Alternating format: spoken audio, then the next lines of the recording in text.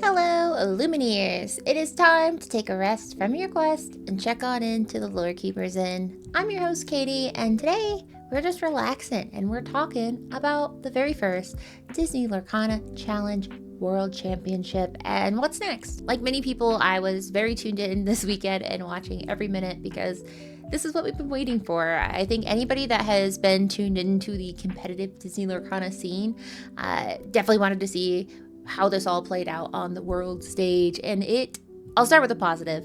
It is a lot of positives. It was amazing. I mean, the production of it, the casting team, the players, all of it was just fun. It was so fun to watch and it was exciting. I mean, at the end of the day, it was one of those things where we knew going into it that there would be players. They can't all win because that would be weird. Watching DKP just celebrating with his world-class card teammates, it was heartwarming and it made me feel emotional because, I think all these players put in a ton of work, and I think that's one of the cooler things is seeing these TCG teams pop up and put in that work and work together, and that they celebrated it as a team. Even though technically one person won, they all celebrated it together. So that was super wonderful to watch, and I'm really happy I was able to catch all the action that they provided on Twitch, which then kind of goes into we're going to start going kind of into the harder things here.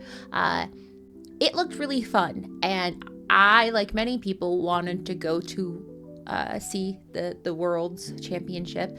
I got to go to Continental, so I was very lucky. And when the announcement came out that it was going to be private, we all were like, okay. We were told we'd get the information about the next DLC season at Worlds. They did such a good job making it look fun that it reminded me of Continentals, and I kind of felt sad the first day watching because I was like, I want to be there. I want to be there where the players are. I want to be where my friends are. I want to see the casting team. I want to be, in the hustle and bustle, because that was one of the coolest parts of being in Continentals is you could feel the energy. It felt like you were a part of something really big. So it was one of those things. The more I watched, the more I kind of was like, man, it's kind of a bummer we're not there. But don't worry, tomorrow we're going to get the announcements. And we did get the announcements that there is going to be a new DLC season. But there's only 3 in North America and 3 in Europe. So the ones in North America is Milwaukee in October of this year. We have Richmond, Virginia in January of next year. And then Indianapolis in June. So a full year from now in Indianapolis. In Europe, it's pretty similar. We have October in Bologna. March, we have Ghent. And then June, we have Dortmund. So pretty spread out.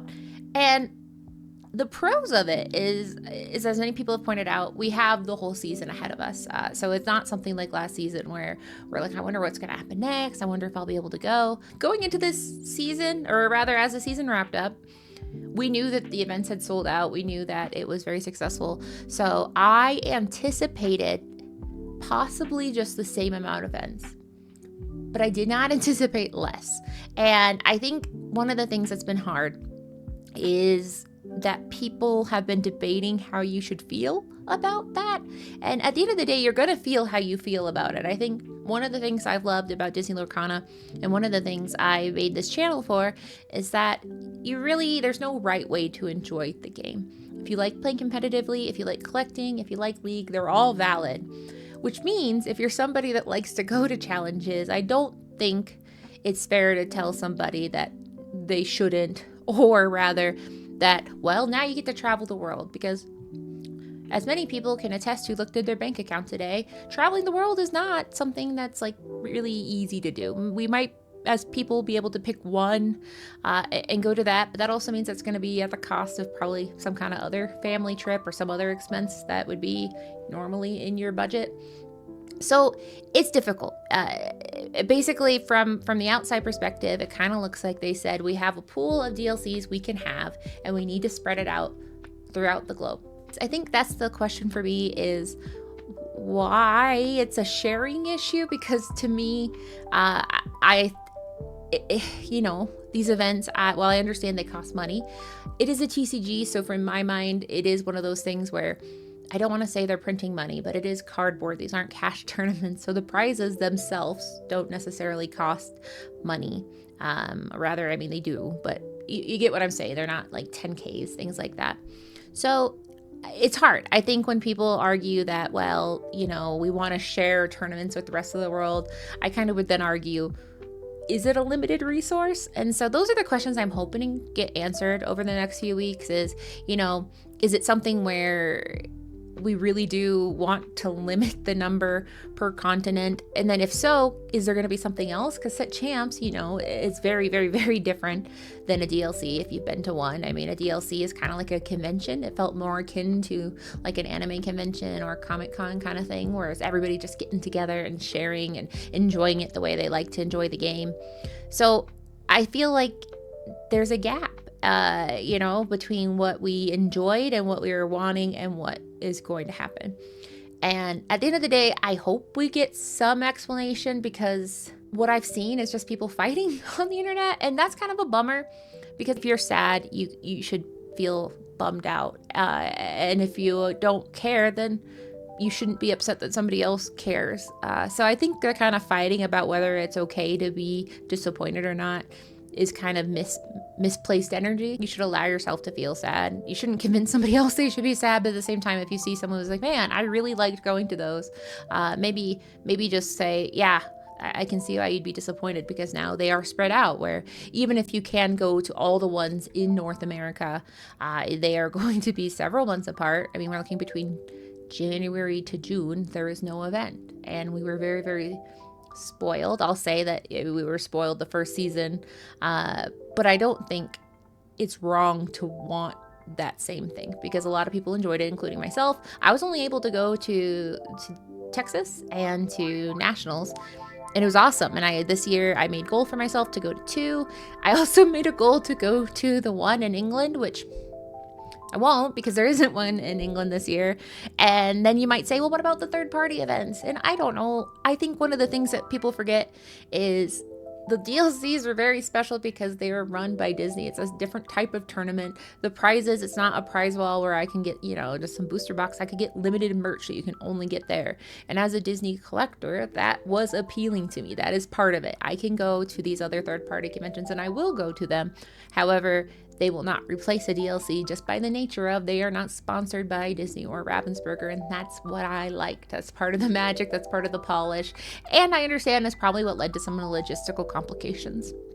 But all these emotions kind of go together, because another one of my goals is I've been working hard on casting, and so I was hoping, maybe there'll be more DLCs and more opportunities, and when you see 3, you go, that's a pretty small the job market got smaller. So it's hard not to be selfish and think about how you feel about these sort of things.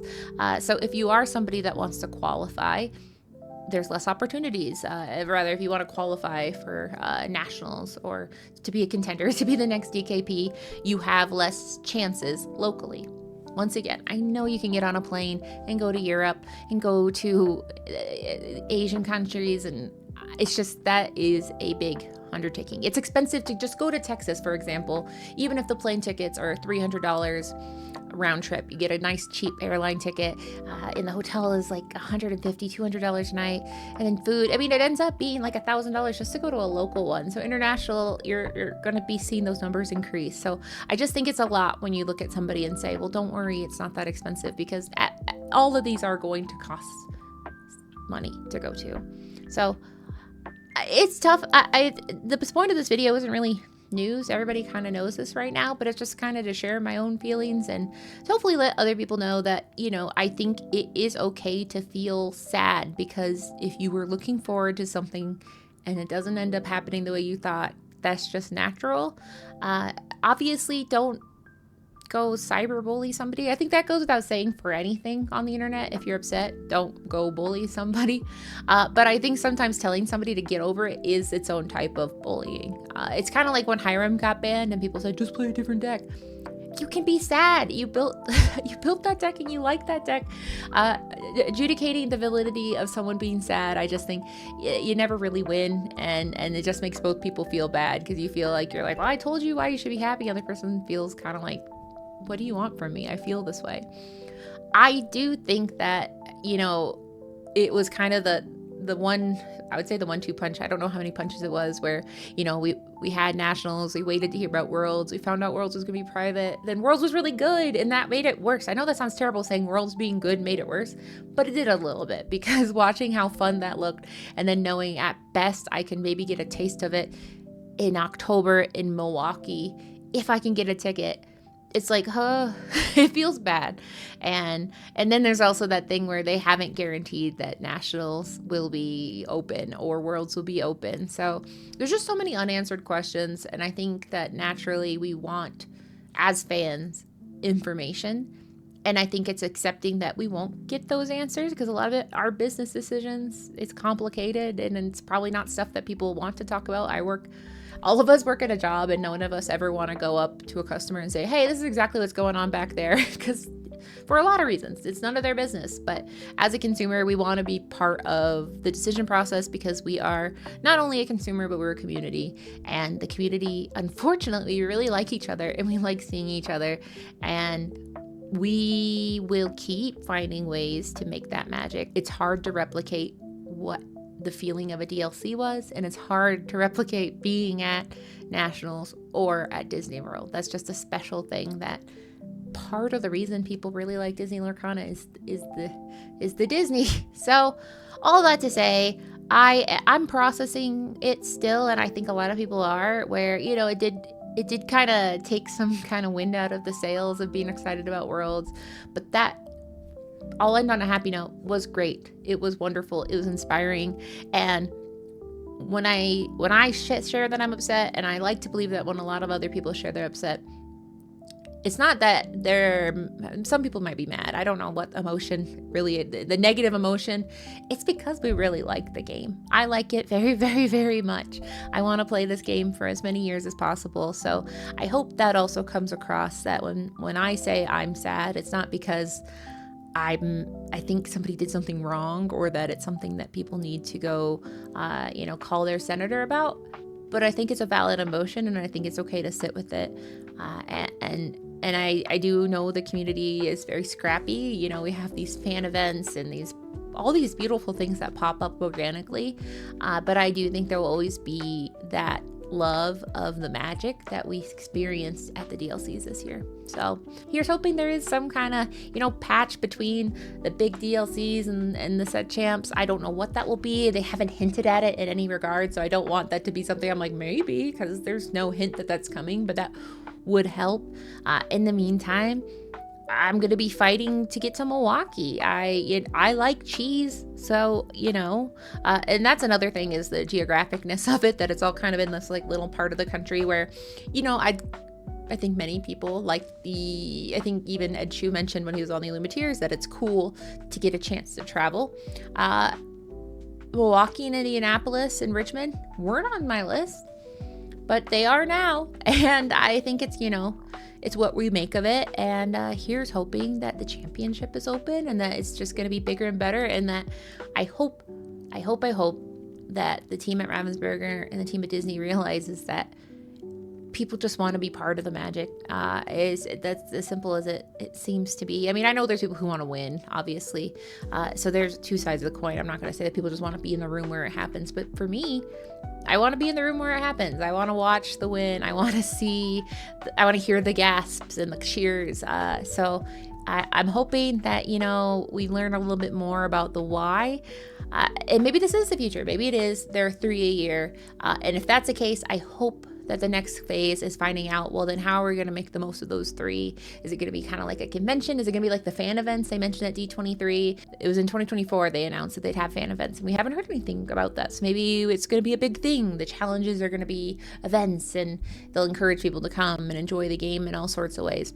We don't know a lot yet. So all we know is we have 3 dates, and before we had more than that. So to Canada and Great Britain, England, UK. Sorry, that's kind of a bummer for a person who really wanted to make a trip up to Canada or England this year. I still can, but definitely not for a DLC. So here's to looking at things through a new lens. But also, if you feel sad, I just think that's okay too. In the meantime, I hope the internet calms down a little bit, because I don't want to fight anyone. Sometimes I do. Sometimes I do want to fight people on the internet, but not about this. That's silly.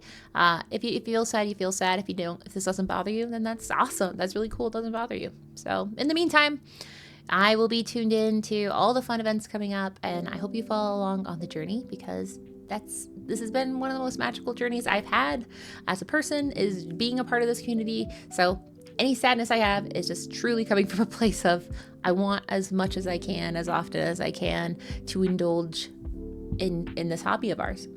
So what do you think? Hopefully it's, not super angry, because I'm hoping that my comment section doesn't then also become a battleground or something like that. But either way, let me know in the comments below.